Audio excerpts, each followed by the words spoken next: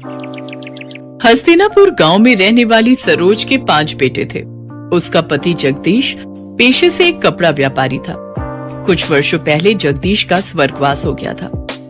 समय के साथ सरोज के सभी बेटे जवान हो गए और उन्होंने पिता के कपड़ों के सीमित कारोबार को बड़े उद्योग के कारखाने में बदल दिया। पूरे गांव में उन्हीं के चर्चे हुआ करते थे। अरे सरोज के 5 बेटों ने मिलकर सरोज का मान ही बढ़ा दिया भाई। पहले तो पिता के छोटे मोटे कारोबार को इतना फैलाया और फिर उसी कमाई से इतना चौरस घर खड़ा कर दिया।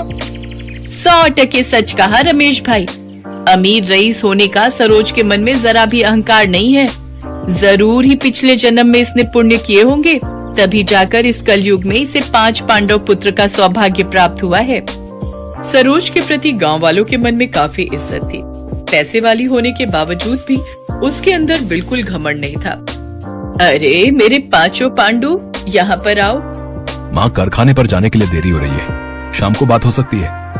कामकाज के प्रति क्या इतना मशरूफ हो गए हो तुम लोग, जो पल भर के लिए अपनी माँ के पास नहीं बैठ सकते?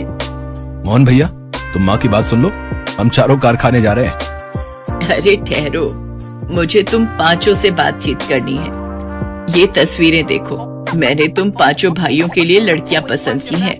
सभी खानदानी और रईस खानदान की हैं। ऐसा सुनकर 5 भाई एक दूसरे का मुंह ताकने लगते हैं। तभी उसका तीसरा बेटा कहता है, माँ, ऊपर वाले की दया से आपके 5 बेटे अपने पैरों पर खड़े हैं। माँ, शुरुआत से ही हम 5 भाइयों की सोच यही रही है कि हम गरीब घरों की बेटियों को ही इस घर में दुल्हन बना कर लाएंगे। माँ, प्रदीप सही कह रहा है।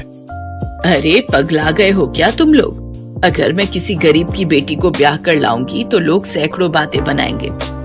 गरीब अमीर का मेल भी नहीं देखा कहेंगे।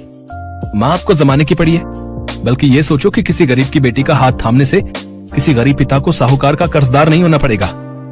सरोज